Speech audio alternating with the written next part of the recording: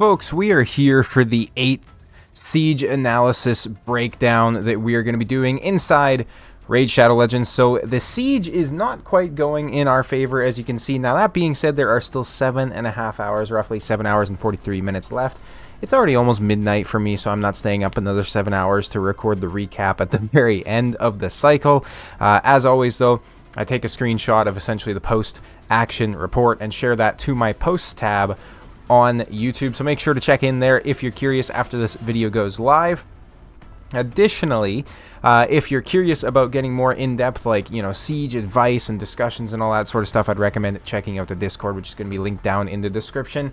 We're going to be talking about this and why Discord is so important later on. First thing to hop into, though, I have been asked by Digadoo to go ahead and call him out. So he self-called him. He called himself out and then also wanted me to call him out in the video. Essentially, don't do this where you're using a 19% speed aura on somebody like a Fabian when you have a 24% speed aura on somebody like a Tiramisu right behind that. So that happened on post 18, and then that also happened on the Mana Shrine 1. So, there was a better speed aura present in both options, right? So he could have used the 24 here instead of the 19. It is what it is. We got the wins on those particular ones, so not a huge deal. Let's go ahead and take a look at the overview first here. So the battle report, we are looking at Unobtainium as the enemy clan that we're going against, a level 20 clan with 10 previous siege wins. So very close to ourselves. One thing that is awesome, siege, right? We get resources, we get rewards, even if we end up losing. So just pushing through this, getting 6 mythical 6-star pieces of gear from one of the best sets inside the entire game is absolutely fantastic, right? Which is just something we get for our efforts. So that part of the game has been done phenomenally well. We got to give Plarium credit where credit is due, certainly. And let's go ahead and take a look here. Now, another thing that's occurring to me is I may not have much storage left on the particular drive that I'm recording to, so perhaps I should check that real quick and just make sure that we're not going to get interrupted. We should be good, I think. So let's go ahead and take a look, I think, first of all, at the defense side of things and just see how we're doing. So I had a couple of defenses set here. I was messing around with some new things to see how I could perform. It's going to take a second to load. I mentioned this in my Gaelic video that I recorded earlier, but at the moment at least I am recording everything right now on cellular data, so it does unfortunately lag out like this sometimes. So this was my defense. Marichka lead, followed by Fabian, and then Taurus and Freya. So this defense was taken out. Now granted, it was taken out by a +2 5-star empowered Nice, a 4-star awakened Embrius, a 5-star awakened Galathier, and a 6-star awakened +1 Arbias. So at the end of the day, I'm just going to go on a limb and say that I probably wouldn't have won this fight anyways, regardless of what team I had in here, right? Like, the battles are very much attacker oriented when it comes down to this, because you're not sitting here and controlling your champions and the picks and the bans and everything like that like you would be inside, say, for example, Live Arena, right? We had Buttons. His team was significantly better than mine, I think, so he has Sifi, Rotos, Lazarius, and then Gizmak, and he was also taken out by a very similar team by the same player. So it's a very strong player. It looks like nothing I could really do there. The second team I wasn't as happy with. This was the only Void champions on post 13. So this was it here. I had Lamasu in the lead. I then had my Arby, I had my Noel, and then I had my Marius. And I was beaten by an enemy Sifi, essentially. The one weakness to my team is I didn't have a good intimidating presence, so their 6-star intimidating presence certainly would have helped them win there. And then in this particular team, I also didn't have anyone built inside of any sort of, like, for example, supersonic or those sorts of things, so I didn't really have a way to cut in once this guy got rolling, which, I mean, that's a 6-star awakened Sifi. It's going to be faster than my champions, right? So that's a bit of a shame. And let's go ahead and take a look at the rest of this, right? So we're going to go ahead and take a look at the stronghold. So this was the garrison here. We're going to look at the defense reports, obviously, and you can kind of just get an idea of what's being used, what sort of champions are beating which matchups, and all those sorts of good things. We're definitely starting to see Nice a lot more inside Siege. It seemed like a lot of people were just waiting to kind of get higher awakenings for him. Either that or just a lot of the people at our level in Siege didn't have him, because the last few Sieges there's been a lot of Nice, but not quite as much as I've seen this siege, I wouldn't say. So we definitely have some decent defenses coming in here, right? So you can see the Fabians and the High Awakenings on the rest of these champions really do help to play a role, especially when you're going against a team that doesn't have as high of Awakenings on your side, right? So we have Apollonus coming in here for his 3rd attack. This guy's an absolute beast from what I've gathered so far. He has a +2 6-star Awakened Marichka. I am quite jealous of that, certainly. I do have a 2nd Marichka, actually, fun fact for you, but I just don't have her built. Now, this is kind of a perfect matchup here, like Liam against Bronson, right? He's bringing in the 6-star Awakened Narcissus against the Taurus and Marichka combination. That's very strong. Yumiko on both teams, Arbiter on his team. That is a team. That is one of the better teams that you could run against the Taurus Marichka, that's for sure. We have some defenses that held strong a little bit here. So we had, obviously, Arbaeus and then our Mons, who's 6-star Awakened, which is very strong. We had the Carnage and then the Marius going against these champions here, which I'm surprised. They lost twice. So they ran the same exact team and lost again, and then ran a 3rd team, which is interesting. Maybe just some RNG matchups or whatnot. The rest of the defenses had been taken down relatively easy. As always, we have Lemon coming in here farming some defensive victories as well. You know, it is what it is. He always does crazy things on both the defense and offense from what I've seen. Definitely one of our strongest players, that's for sure. And then we did actually have a little bit of action happening over on the right-hand side of the board here as well. So you can see they took out Post 5, which was Saucy's team there. So this was the team that they were using to do it. And yes, in case you are curious, this is the famous YouTuber Saucy. He is also in our clan, which is pretty cool. So Wrath of Rohan is building a bunch of content creators, it seems. I don't know if that's a good thing or a bad thing or what they're putting in the water around here, but it is what it is. We had some defensive victories coming in here on Defense Tower 2, DT2, which is pretty cool. They did push pretty strongly to get into our stronghold quickly, though, which was a bit of a shame because it fell quicker than I think a lot of us were expecting. It's very hard. We'll kind of go into the part right now, I guess, about the Discord. So Discord is very, very important to this, and it's very hard for me to keep up with this because I work, you know, full-time job.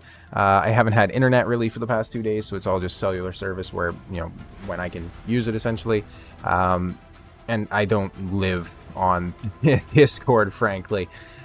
So, you know, Discord also really sucks because the way the messages are laid out, it's just very hard to pick apart who's who, essentially, in my opinion at least, especially if you're viewing it on mobile. But all that being said, over the past, like, roughly 24 hours, almost 48 hours, I guess, with these sieges, there have been literally hundreds of messages that I've had to try and go through and keep up with. So, related to the siege alone, there's siege chats happening inside my Discord server.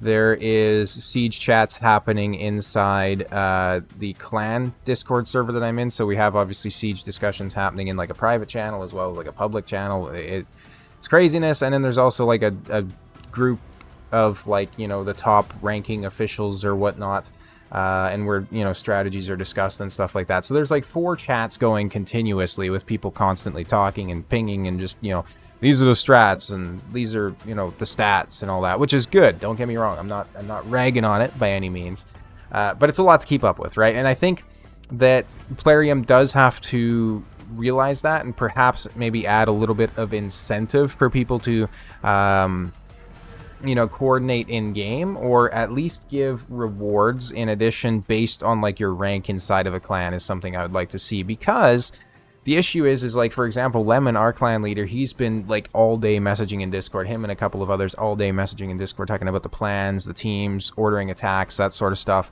And at the end of the day, he just gets, you know, the same rewards as the rest of us. And I mean, I guess there's a certain type of, you know, mentality or person or personality that would just, you know, get off on having, like, the RTA or, like, the strategy game side of Raid, right? So maybe that's enough for them. But it'd be cool if, say, for example, clan leaders got, like, you know, an extra reward chest or something like that, like saying, hey, you know, this is for your contribution.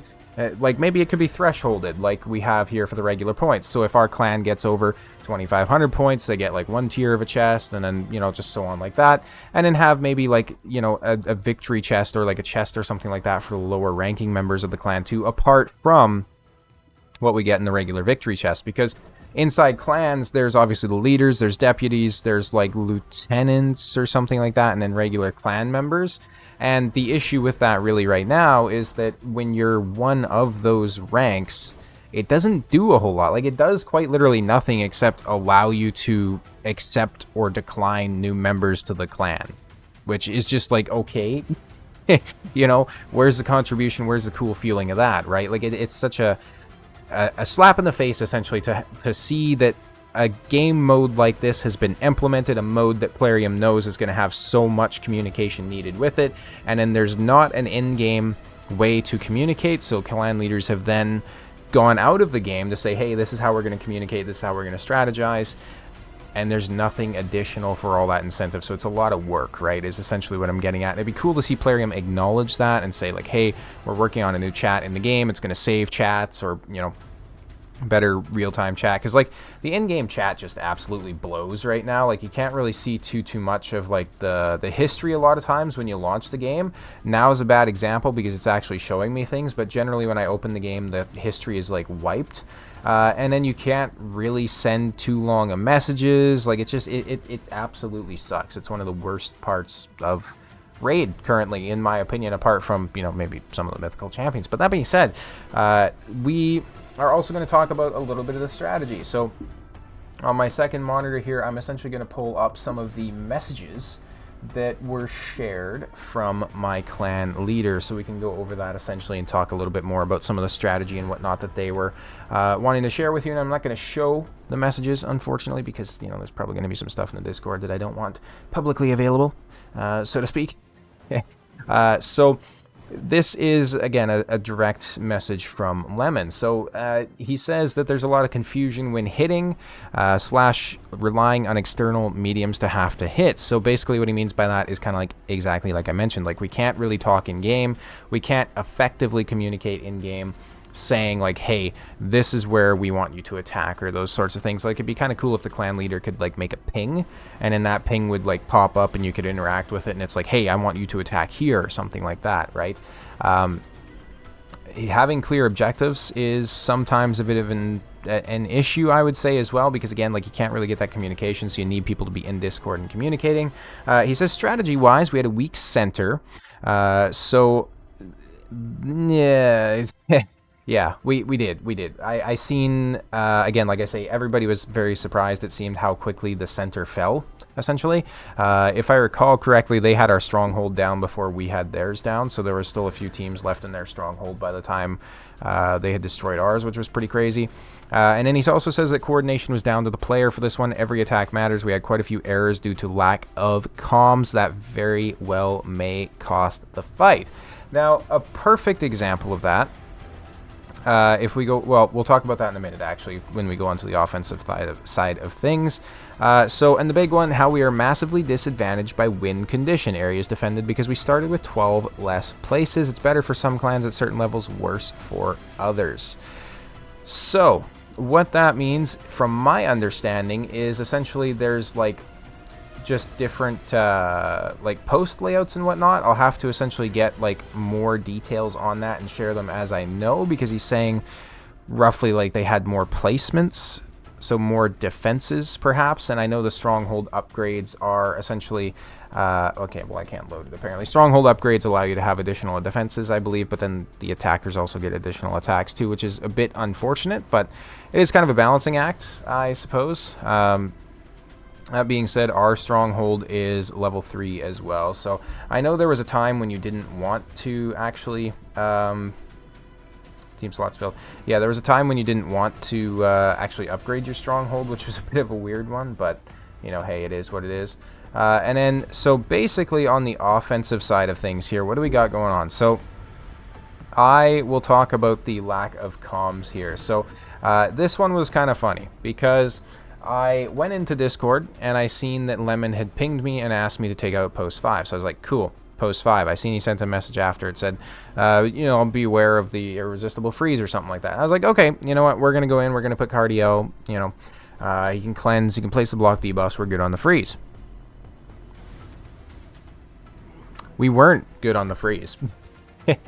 As you can see, the first battle, what happened is I just kept getting absolutely fucked by their Torment as well as their Noelle because they keep freezing me. Cardio couldn't block it. Nothing like that. In the second battle, I damn near just came in here with Mithrala and ran her instead, thinking, oh, I'm just going to resist it. And then I had the intelligence to look at the kit and read that Noelle's her freeze is unblockable, unresistible, if Mr. Nicholas is on the team. And then I was like, oh, you know, that's what Lemon meant.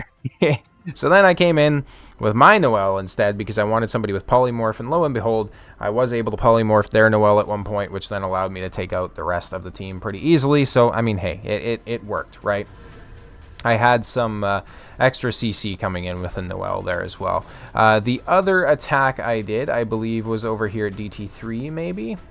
It was one of these. It was MT4, actually. So, MT4 Dagbath here. I went in with my Lamasu just because she had a good speed aura, and then I knew I wasn't going to go first here, or at least I didn't think I was going to go first because they had, like, you know, some high awakenings and whatnot. I assumed that they had good gear to go with it, and my Freya and my Harima are not made to be fast champions. So, went no Reviver or anything like that. Basically what I did is I did the Freya to try and protect the Harima from the enemy Harima or any AoEs. And then obviously I went with UDK to protect myself from the Rotos, which ended up working very, very well. We were able to get the win without too much trouble whatsoever, and I was pretty proud of that because it's a very similar player power account to mine. Now, Bronson here on the defense did fuck me up a little bit. I used 2 fights against this, so my Arbiter is still pretty slow. My Arbiter is at around 3... Oh, what is she? She's like 382 or something like that. And then my Eostrid is kind of just right behind her. So I went in here and I thought I might be able to cut in. My Crixia was able to cut in. So their Arbiter went, and then their Yumiko went, locked us out. Then my Crixia went, she switched forms, reset, but then unfortunately the rest of them went. So the Narcissus was able to take out my teams on both attempts, unfortunately. I thought that bringing in maybe an Ancora and a Freya to make myself a little bit more survivable would have done the trick, but nope, it did not, unfortunately. So we had to summon Nick to come and help us take out the rest of this tower here, which felt pretty bad because I used an attack as well as a rebattle there. But, I mean, hey, it is what it is, right? You live and you learn. One thing I want to call out, too, is just make sure that you're familiar with what a champion does before you fight them. You know, I would have had an extra rebattle available if I didn't have to use it on this dumbass post that, you know, I shouldn't have lost on, essentially. Now, if we go ahead and take a look at their stronghold and see if we have any crazy defenses that are holding strong. So Mr. T coming in here with the Galathier team, picking up some wins against Saucy, and Len has Embrace, which I'm kind of jealous of. I think so. My final Hydra or Chimera key just went in tonight. That Chimera key is going to mean that as soon as the chests reset, I do have Embrace because I'm at like 97 fragments right now, so it's going to be impossible for me not to get him after this reset. And I think we should have a PR CVC coming up on Tuesday, so I'm going to wait to pull him until then. And I do actually have 1 mythical book on standby that I can pull into him too, so, you know, not to brag or anything, but I got 1 mythical book on my account, you know. It's pretty cool. And then as soon as the rotation flips, as soon as I can get 45 more points inside the City of Centranos hard, I'm going to have myself Carnage as well, which is going to be pretty cool. And I'm definitely working on expanding my teams as well as my Great Hall for City of Centranos so that I can essentially just focus more on getting the souls for him, because we can obviously go all the way up to a 6-star awakening for the Carnage, which is so incredibly strong. Buttons coming in here with the +4 6-star awakened. Nice. That is absolutely disgusting. You don't even really need to see what's on the other team. If you see that, you know that it's going to win, right? The only way it doesn't is if you have a +4 6-star awakened Nice on the other team as well, in which case it's just going to be, you know, them summoning ravens to hit each other back and forth. It's going to be crazy stuff. Nice is insane. And there's not really too much of a counter to him right now either. That's the crazy thing, right? Like, really the only counter that you could kind of argue is somebody like a Harima with her passive, but I mean, even that is just not very strong. Like, against somebody of that caliber, Nice is absolutely ridiculous, that's for sure. We have some defenses holding strong here as well, some 2 victories. I don't know if I'd really say 2 is holding strong, but once you start to get up to like 3, it's kind of clear that you're, you know, doing some crazy stuff that's catching people off guard, certainly. So that's a stronghold. We seem to push pretty decently well through the rest of the map. As you can see, we cleared a lot of towers and whatnot, and we're very close. Like, it's 4,700 to 4,850. It is plausible that we'll still be able to beat them, but I'm not holding my breath, essentially, right? So I might just be happy with the free gear that I get from this. We do have a DT tower here that we can take out as well, which will give us a decent amount of points if we're able to do so. So that'd be pretty cool if we're able to. And again, I'm going to share the screenshots of all this stuff on my YouTube posts page, so make sure to check that out. We have a defense here that's holding very, very strong, taking out quite a few of our members, actually. So the 6-star Awakened Siegfried, I get with the Narcissus, Ancora, and Armands, is a pretty nasty team composition, so it's not entirely surprising. And we have, what, 1 team left in here? 2 teams left in here. We should have a few attacks left, so if we can take out those 2 teams, that'll be a nice chunk of points for us.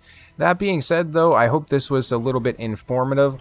I definitely want to get a little bit more into like the analysis side of the sieges, certainly, because I want to have it, you know, be relevant information for players at all levels of the game. So, you know, if you're just beginning, you might learn something. If you're late game, you might learn something. I'm planning on having Lemon back on here at some point, too, to do a discussion about it, so we just need to pencil in some time. It's hard to schedule because we're in different parts of the world, essentially. But all that being said, thank you guys all so much for watching, and as always, I'll see you next time.